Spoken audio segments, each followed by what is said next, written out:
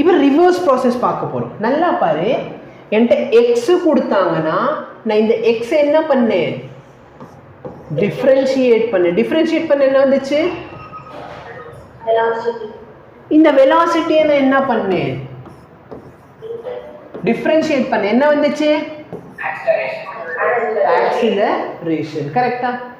இப்போ நல்லா பாரு, இந்த ஈக்குவேஷன்ல இருந்து நான் டிவி எப்படி எழுதிக்கலாம், ஏ டிடி.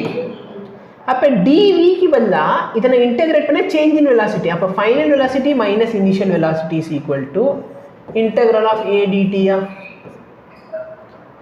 அதே மாதிரி இந்த ஃபார்முலா யூஸ் பண்ணுறேன்னா என்னோட dx is equal to V DT. அப்போ இதை இன்டெகிரேட் பண்ணனா x2 minus x1 is equal to V டிடியோட இன்டெக்ரல். இல்லை பாரு, டிஸ்பிளேஸ்மெண்ட் டிஃபரன்ஷியேட் பண்ண வெலாசிட்டி, வெலாசிட்டி டிஃபரன்ஷியேட் பண்ணா ஆக்சிலரேஷன், ஆக்சிலரேஷன் இன்டெகிரேட் பண்ண வெலாசிட்டி, வெலாசிட்டி இன்டெகிரேட் பண்ணா டிஸ்பிளேஸ்மெண்ட். புரியுதா? என்ன டிஃபிகல்ட்டி? No, very good.